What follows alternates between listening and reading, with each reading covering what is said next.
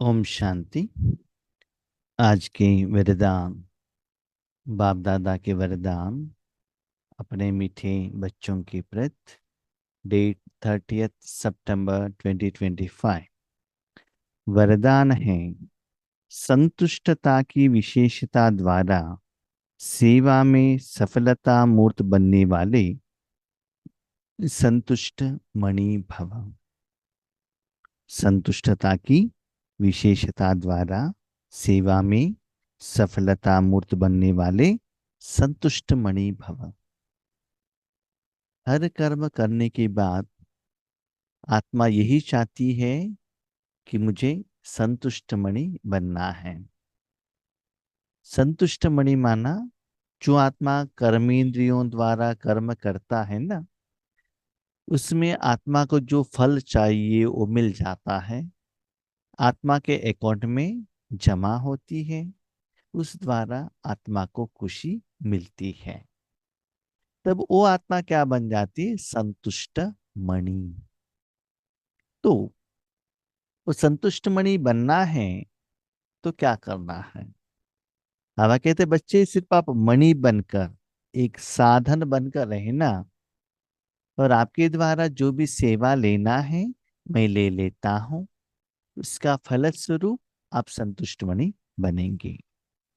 तो संतुष्ट मणि बनना है तो संतुष्टता की विशेषता को अपनाओ। तो सेवा करना है तो आप अकेले तो नहीं कर सकते हो, आत्मा के साथ मन बुद्धि संस्कार चाहिए, तन चाहिए, वायुमंडल, वातावरण, पंच तत्व, और साथ में कभी कभी आपके साथी लोग भी चाहिए। भले लौकिक वाले हो, भले अलौकिक वाले हो, वो भी आपको चाहिए।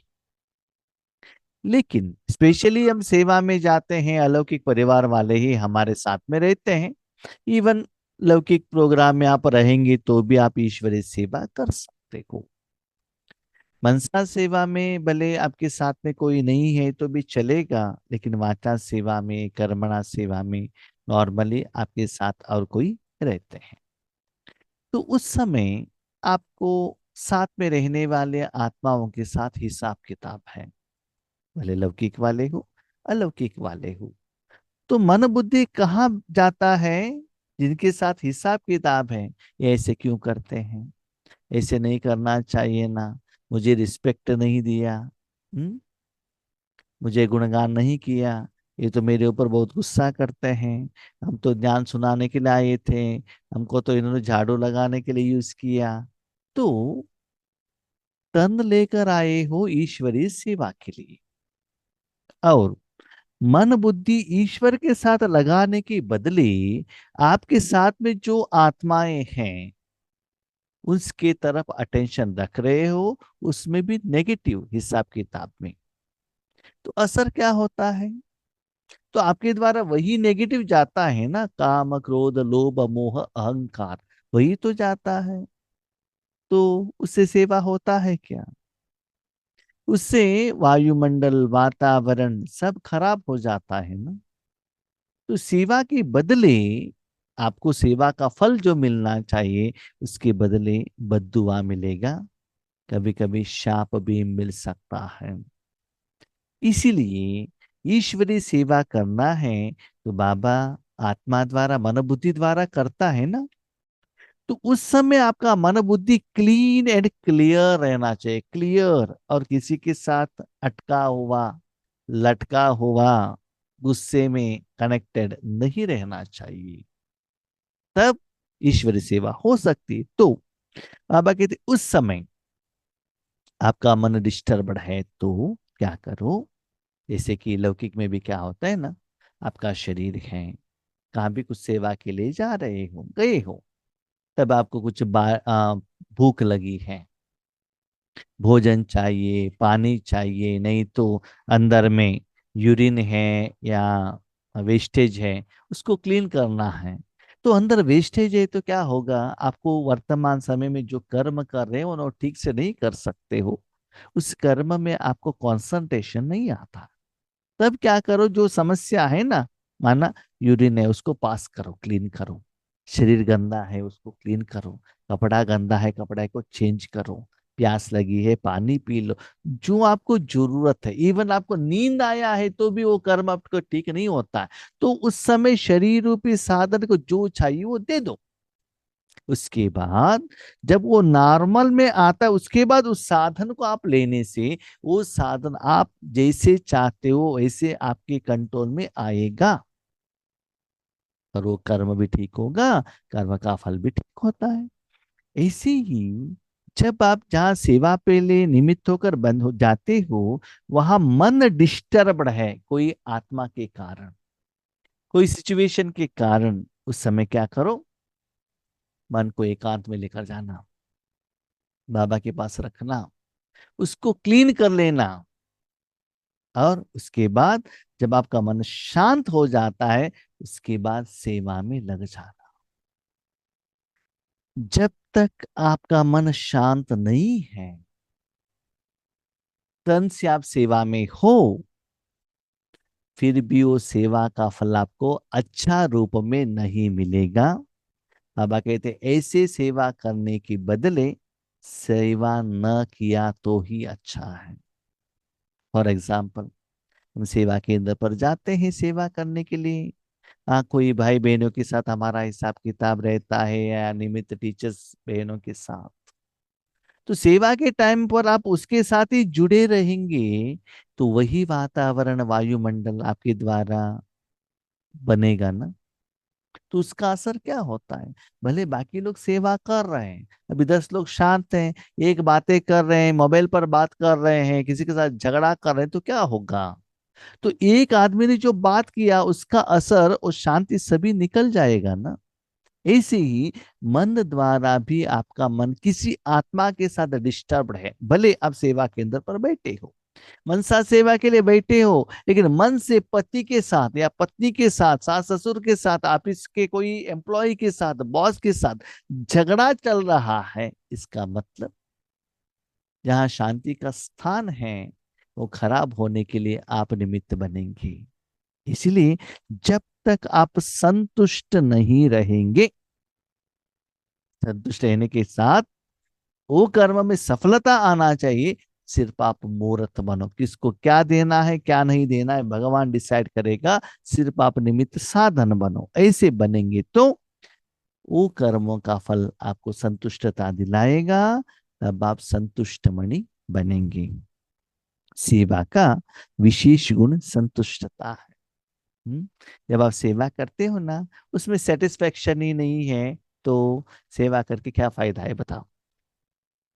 सेवा माना क्या है, अभी क्वेश्चन, सेवा का फल कब मिलता है, जब आत्मा मन बुद्धि क्लीन रहेगा और कहाँ भी लगा हुआ नहीं है, भगवान की शक्ति आपके द्वारा बाहर जाता है, और ओरिजिनल जो गुण है आपके द्वारा बाहर जाके वायुमंडल को प्यूरिफिकेशन करता है। और जिस आत्मा को जो भगवान का शक्ति चाहिए, समस्या का समाधान चाहिए, वो मिल जाता है। तो उसका जो फल है आपको दुआ के रूप में मिलता है, उसके फल स्वरूप आपका मन संतुष्ट हो जाता है। तो सेवा का फल है संतुष्टता। हर सेकंड, जिस सेकंड में आपका मन बुद्धि ठीक है, तो खुश रहेंगे, मस्ती में रहेंगे। यदि नाम सेवा हो और स्वयं भी डिस्टर्ब हो, और दूसरों को भी डिस्टर्ब करें, तो ऐसी सेवा न करना अच्छा है।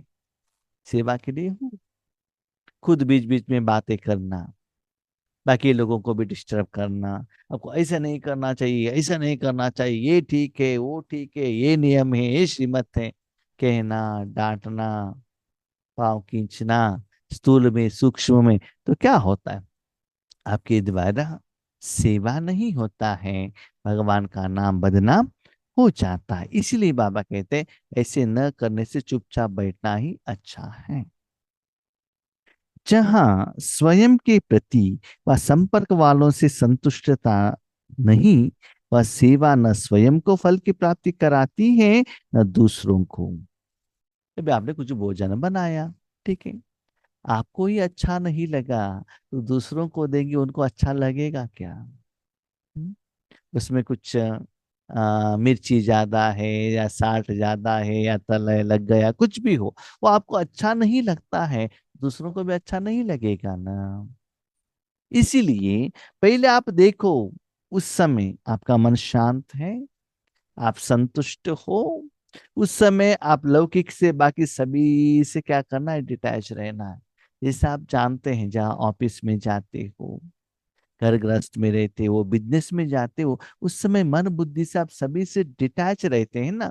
उस समय जो कर्म करना है उसके साथ में ही रहते हैं।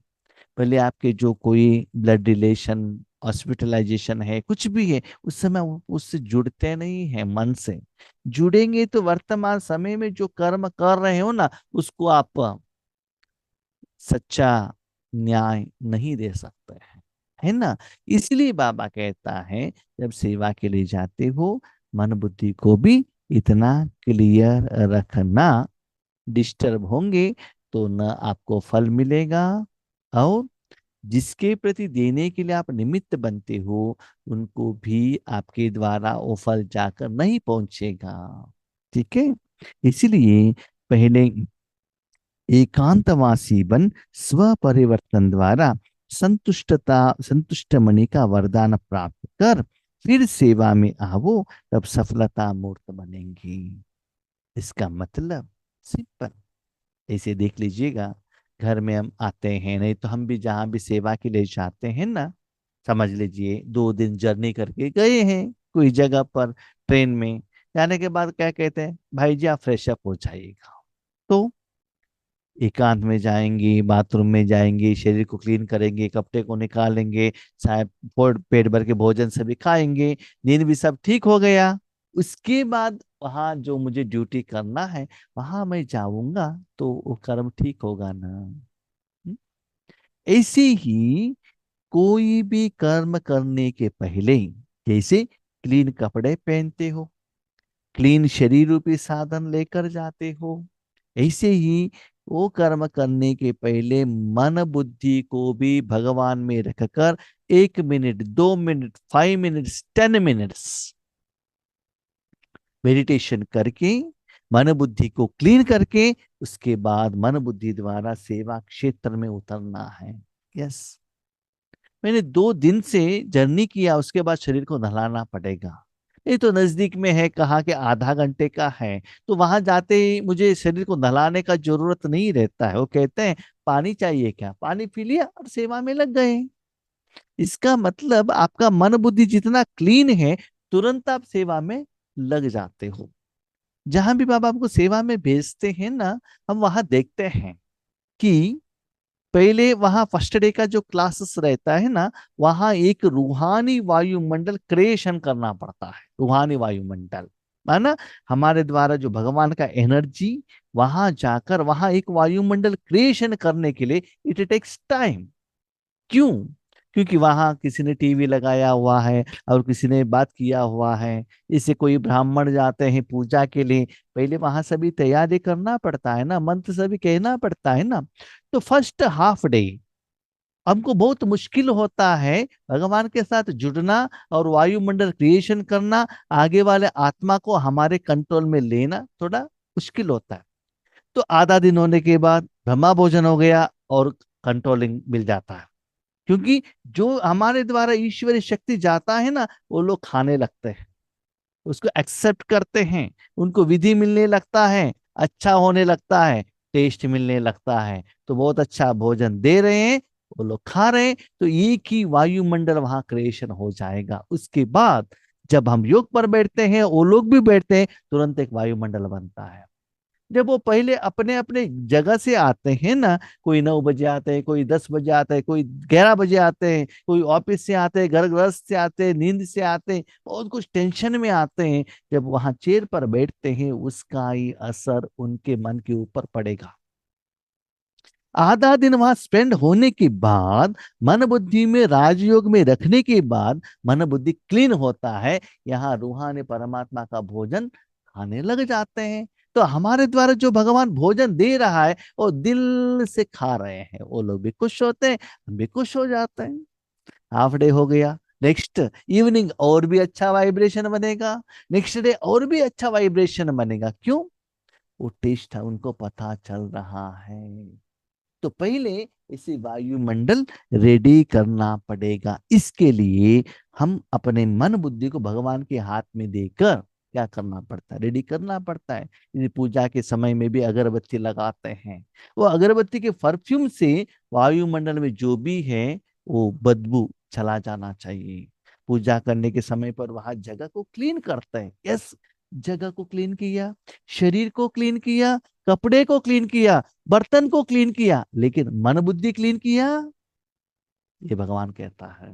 मन बुद्धि द्वारा दुनिया के कोई भी व्यक्ति के साथ गुस्सा कर रहे हो, चिड़चिड़ापन है, अभिमान है, उसका असर भी आपके कर्मेंद्रियों के ऊपर, कर्म के ऊपर पड़ेगा। क्योंकि हर आत्मा जो कर्म करता है मन बुद्धि चाहिए ही। इसीलिए पहले बाकी सभी क्लीनिंग की तरफ जितना अटेंशन रखते हो, हर कर्म करने के पहले स्पेशली ईश्वरी सेवा करने के लिए निमित्त बनते हो, तो पहले 1-2 मिनट योग करना है। इसे आप सभी जानते हो। जब ईश्वरी विश्वविद्यालय में आप क्लास सुनने के लिए जाते हैं तो 5 मिनट पहले, 10 मिनट पहले पहले मेडिटेशन करना पड़ता है, मन को क्लीन करना पड़ता है। किसी के घर में आप जाते हो, तुरंत वो सब्जेक्ट बात नहीं करते हो। पुराने जमाने में क्या था, आइए बैठिए, चाय पीजिएगा, कॉफी पीजिएगा, भोजन कीजिएगा, उसके बाद आप जिसके लिए आए हो वो बातें करें। ऐसे कहते थे ना, ट्रीटमेंट मिलता था ना। लेकिन आज के दुनिया में क्या हो गया है, जाने के पहले उनका अपॉइंटमेंट लेना पड़ता है, आए या ना आए। वो 5 मिनट दे देते, वो भी बिजी रहते हैं। अभी फॉर्मेलिटीज चेंज हो गया है। इसलिए बाबा कहते हैं, बच्चे हर कर्म में सफलता होनी है, स्पेशली ईश्वरी सेवा में सफलता होनी है, तो पहले एकांत में जाओ, मन बुद्धि को परमात्मा में रखो, उसको क्लीन रखना। किसी के साथ भी कोई भी विकार, नेगेटिव भाव न रखते हुए, क्लीन रहते हुए ईश्वरी सेवा में अपने मन बुद्धि को दे देना।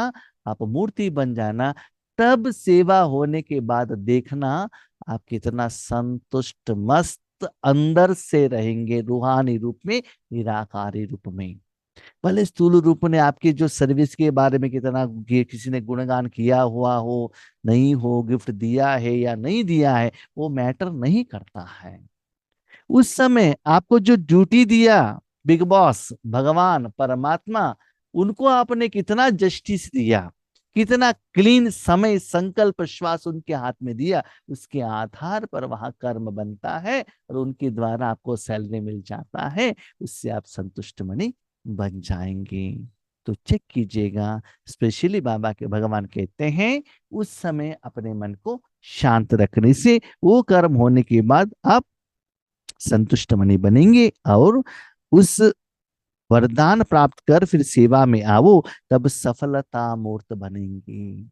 तो उस सेवा के समय पर आप क्या बनेंगे, मूर्त। भगवान आपको यूज करेगा, वो कर्मों का फल सफलता मिलता है, आत्मा खुश होती है।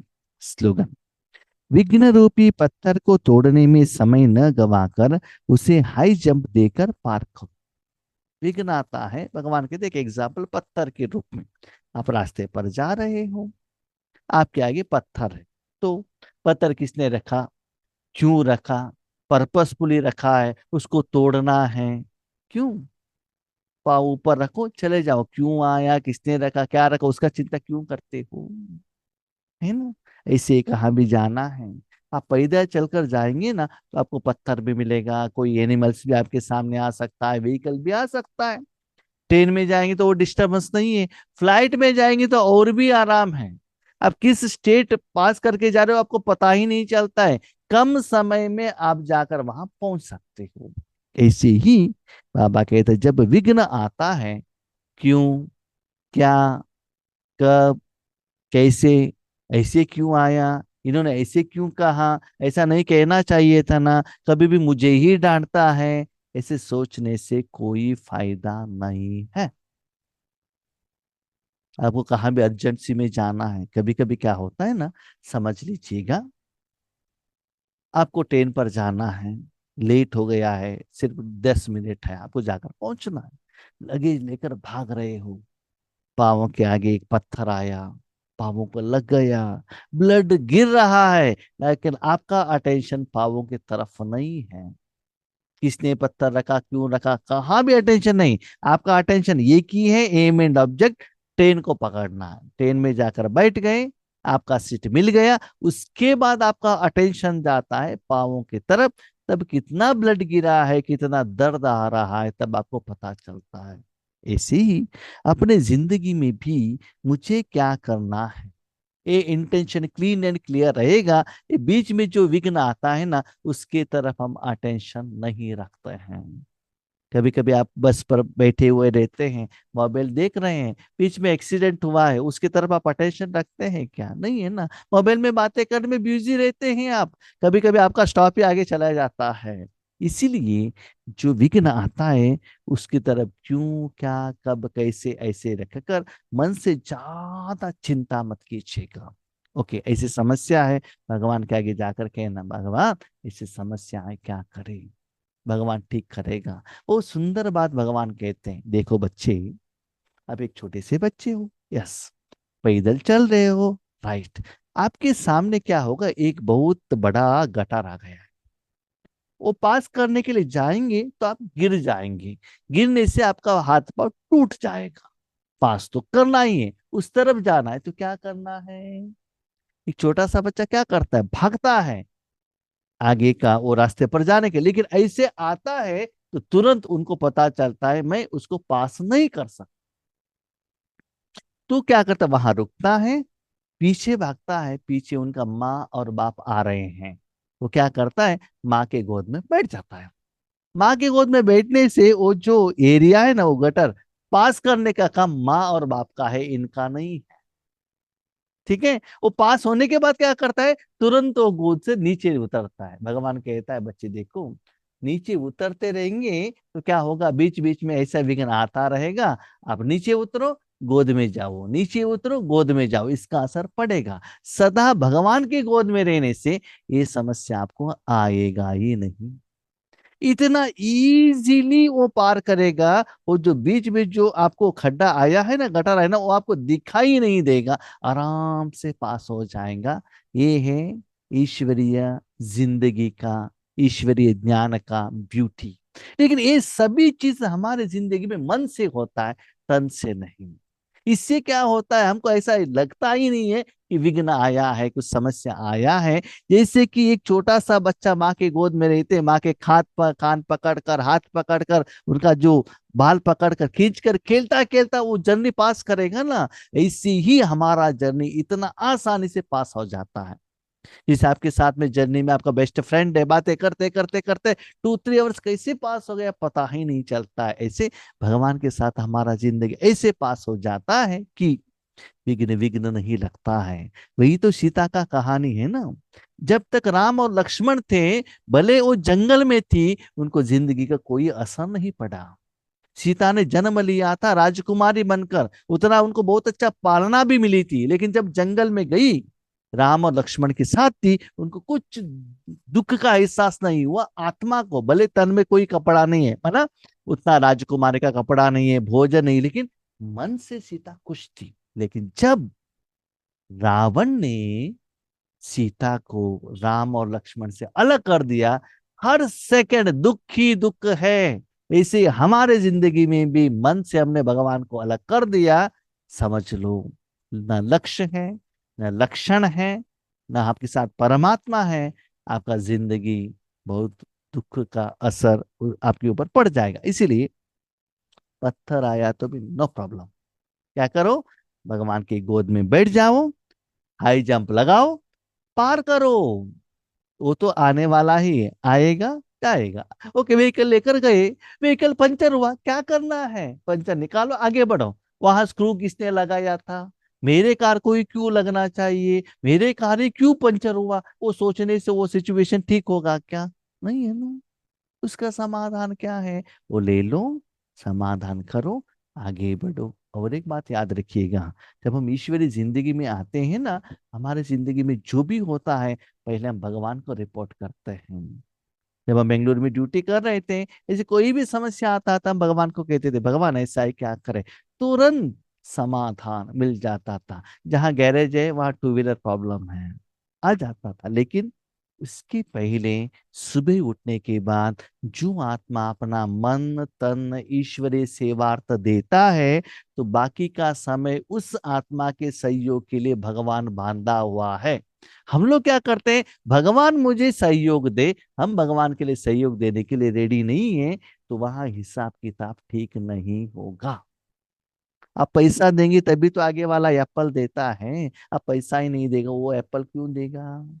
इसीलिए भगवान कहता है दिन में पहला 1 आवर, हाफ आवर ईश्वरीय कार्य के लिए, आत्मा के क्लीनिंग के लिए दे दो, बाकी 23 आवर्स मैं आपके साथ में रहता हूँ। यस, दिन में 1 आवर मैंने शरीर को घर में क्लीन किया, भोजन खिलाया, कपड़ा पहन लिया, बाकी का 23 आवर्स वो शरीर मुझे एनर्जी देता है ना, फूड मुझे सपोर्ट करता है ना, मेडिसिन शक्ति देता है ना, तो शरीर के लिए हम इतना सब अटेंशन रखते हैं कि आत्मा के लिए नहीं रखना है क्या। मानव बुद्धि को भी तो चाहिए ना। तो ये भगवान कहता है बच्चे, इस विघ्न आ गया तो चिंता मत करना, मेरे गोद में बैठ जाना, हाई जंप करना। आपको हाई जंप करने का जरूरत नहीं है, जिस सिचुएशन से पास करने का काम मैं कर लेता हूं। ठीक है। अच्छा, हम शांति।